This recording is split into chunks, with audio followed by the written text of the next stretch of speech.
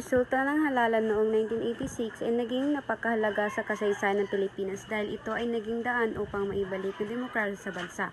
Ang halalan na ito ay kilala bilang People Power Revolution o EDSA Revolution dahil sa pagpapalaking bilang ng mga mamayan na nagtipon-tipon sa Epifanio de los Santos Avenue or EDSA sa Metro Manila upang maprotesta at magpalayas ng dating Pangulong Ferdinand Marcos.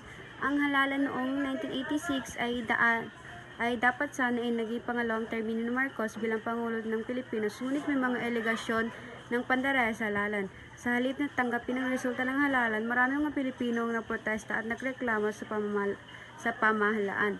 Ito ay nagdulot ng malawakang kaguluhan ng bansa at nagpahirap ng ekonomiya. Ang protesta ay pinamunuan ng mga leader opposition tulad ni Corazon Aquino, Salvador Laurel at iba pa. Sa wakas, nakapag-organisa sila ng malawakang koalisyon ng mga grupo at organisasyon na nagdulot ng matinding presyo ng pamahalaan ni Marcos.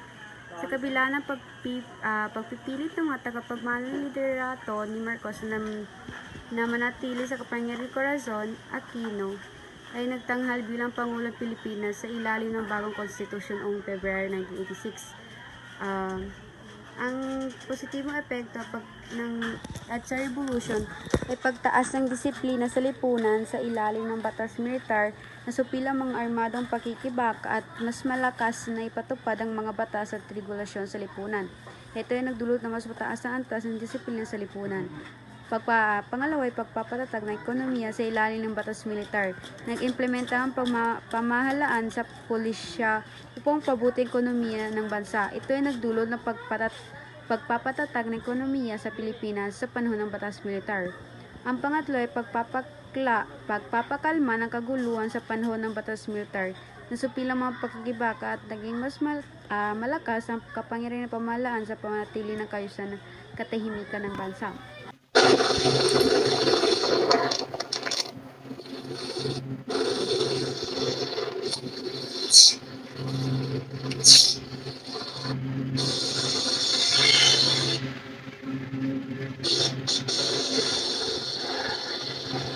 So, a pleasant afternoon to everyone. I am Princess Claire Zamora Marizan.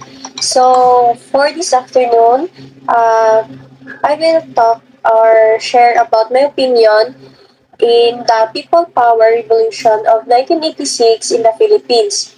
It has several positive effects. First is the restoration of democracy. The revolution led to the overthrow of the authoritarian regime of President Ferdinand Marcos and restored democracy in the Philippines, allowing for free and fair elections and the establishment of a more transparent government. So, yung pinakaunang positive effect ng revolution is nagkaroon ng free and fair election sa Pilipinas. So, nabigyan or ng tamang elections or fair yung ating bansa upang mamili ng mga tamang uupo sa posisyon sa gobyerno. So, second is the promotion of human rights. So, the revolution helped bring attention to human rights abuses under the Marcos regime and promoted greater respect for human rights in the country. So, yung revolution is natulungan niya yung ating bansa upang tunan ng atensyon o i-point out ang rights ng mga tao. Like, yung mga taong na-abuse lamang like mga mahihirap. And then, thirdly is the international recognition, which is the peaceful and non-violent nature of the revolution garnered international attention and admiration, boosting the Philippines' image on the world stage and for fostering stronger diplomatic relations. So, yung revolution is nagbigay din siya ng pangyayari na parang nakilala yung Pilipinas sa buong mundo dahil sa mga magagandang nangganap ng revolution. And then fourthly is the empowerment of the people. The success of the revolution empowered ordinary citizens to believe in their ability to effect change through peaceful means, inspiring several movements for democracy and freedom around the world. So, mas natuunan din yung empowerment ng mga tao, which is may kakayahan na silang ipaglaban yung mga sarili nila. And then, merong freedom kung ano yung gusto nilang gawin sa kanila, or paano sila makakatulong sa ating community. And then, ito ay may malaking effect na pagbabago sa ating bansa. And then, lastly is the economic reforms. The transition to democracy facilitated economic reforms that helped stimulate economic growth and development in the Philippines. So, yung last ko na opinion sa positive effect ng revolution is yung economic reform, which is nakatulong siya sa economic growth and development ng Pilipinas. And then, that's all lang po sa part ko. Thank you.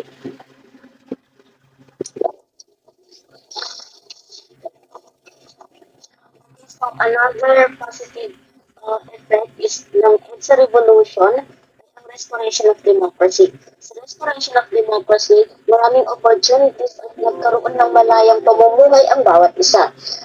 Ang pinaka nakamit talaga natin is yung naging free tayo sa pang-aabuso at nagkaroon tayo ng karapatan magsalita, which is yung freedom of speech. And in line sa pang-aabuso, nagkaroon tayo ng mga batas na magproprotekta sa atin.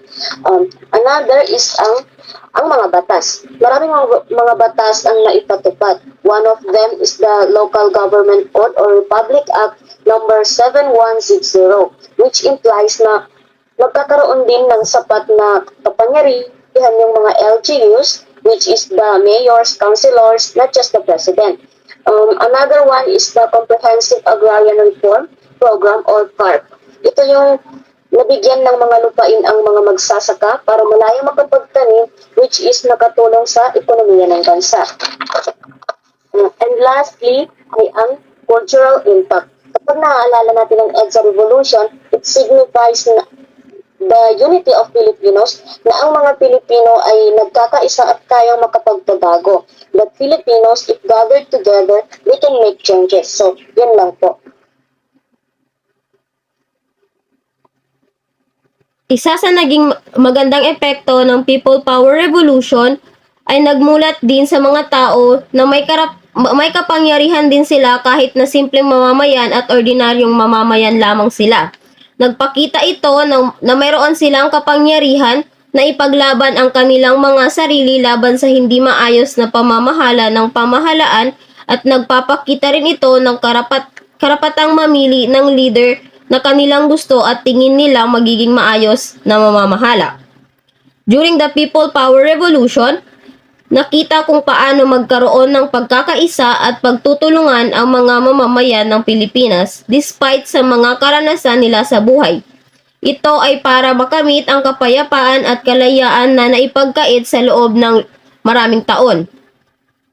Isa sa naging epekto ng People Power Revolution ay dahil nawala na yung dating presidente, parang nakakamit ng panibagong kalayaan ang bansa at mamamayan na naging alipin ng gobyerno sa loob ng maraming taon. Nagkaroon ng mas maayos na pamahalaan at naibalik ang mga bagay na pagmamay-ari ng mga tao. Since sinasabing nga na naging corrupt ang gobyerno bago mangyari ang People Power Revolution, after mapalitan ng leader na yon, mas na-handle ng maayos ang budget ng bansa at nagamit ito sa mas magandang paraan na makakatulong sa mamamayan. Naibigay ang mga tulong na kailangan at dapat na nakukuha naman talaga ng mga Pilipino. At nagkaroon ng patas at maayos na pamamahala. Sinasabi rin na mas nag-grow ang ekonomiya ng bansa dahil ang pondo ay nagagamit na sa tamang paraan. So, good afternoon everyone. I am Shahana Rimdagadas and I will share something about positive about the People's Power Revolution. So the first is the non-violent revolution led to the departure of Ferdinand Marcos, the end of his 20-year dictatorship, and the restoration of democracy in the Philippines. So, ang di pagkakaroon ng karahasan na revolusyon sa Pilipinas ay kilala bilang People Power Revolution. Ito ay isang mahalagang bahagi ng kasaysayan ng bansa. Nagwakas ito sa pag-alis ni Ferdinand Marcos na nagtapos sa kanyang 20 years dictatorship at nagdala ng pagbabalik ng demokrasya sa Pilipinas. So, naganap ang People Power Revolution on February 22 to 25, 1986 at ito ay serya ng mga popular na demonstrasyon na nagtipon ng milyong-milyong Pilipino sa mapayapaang pagpoprotesta laban sa mapang-api na rehimen ni Ferdinand Marcos. So, ang kilusan nito ay nagunlay dahil sa pandaraya sa halalan noong 1986 na malawakan ang paniniwala na pinaboran si Marcos. So, next positive is it started a new era marked by true freedom and democracy.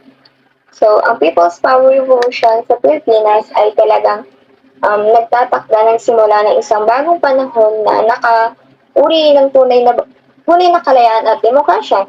So, matapos na ang pag-alis ni Ferdinand Marcos at ang pagbabalik ng demokrasya, naranasan ng bansa ang isang panahon ng malaking pagbabago sa politika at lipunan. So, overall, ang People Power Revolution ay nagpapatag ng pundasyon para sa isang mas malawakang at napasangkot na demokrasya sa Pilipinas. So, setting the stage for a new era marked by true freedom, democracy, and the empowerment of the Filipino people. Next. Ay, tama lang. The third is economic stability. The economic volatility that the Philippines had been experiencing generally is after the revolution. So this led to a more stable economic environment in the country.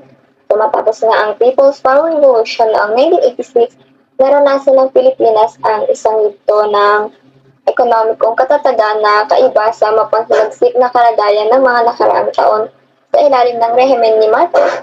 So, ang revolusyon ay nagpasimula ng isang bagong yugto ng pamamahala at mga patakaran sa ekonomiya na nagdulot ng mas matatag na kapaligiran sa ekonomiya ng bansa.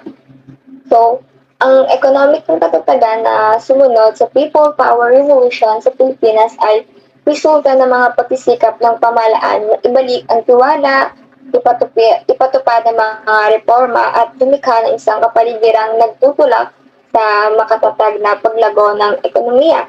So ang panahong ito ay naging balimbing sa direksyon ng ekonomiya ng bansa, naglatag ng pundasyon para sa patuloy na pag-unlad at kaginhawaan sa hinaharap. Next.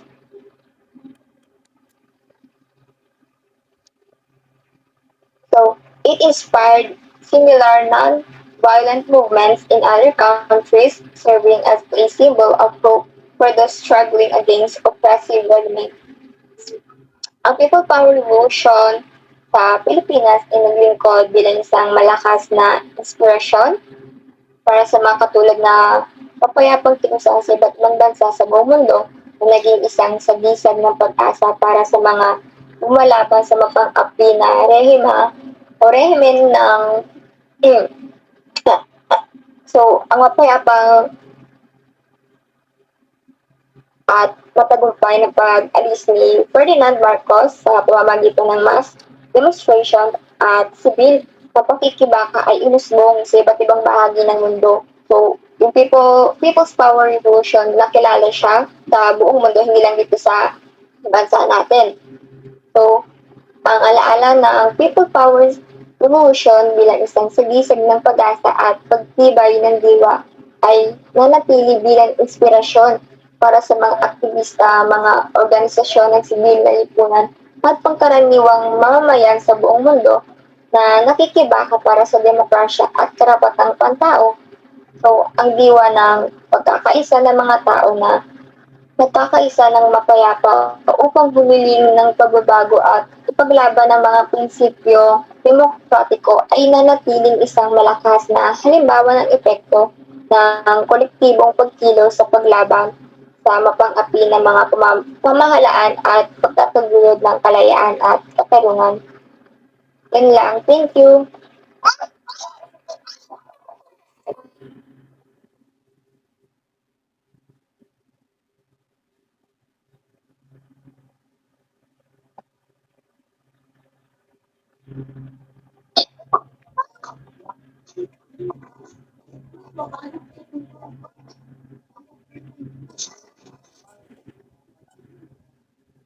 So, good afternoon.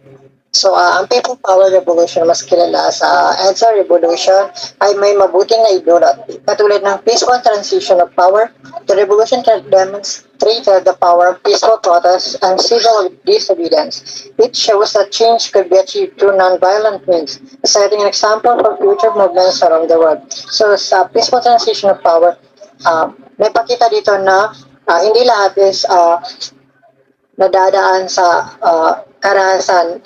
So pinakita ng mga Pilipino na lahat ng bagay ay may nadadaan sa peaceful na pamamaraan. So ang pangalawa ay ang international recognition. So the People Power Revolution, pangalawa is unity and national pride. The revolution united Filipinos from all walks of life in common cause, fostering a sense of national pride and solidarity. It highlighted the strength of the Filipino spirit and the importance of unity in achieving common goals. So, pinapakita dito na may mabuting na idulot din ang People Power Revolution. Pinapakita dito dito sa People Power Revolution na tayong mga Pilipino ay may bayanihan o pagtulong-tulong para makamit ang isang bagay. So, yun lamang po.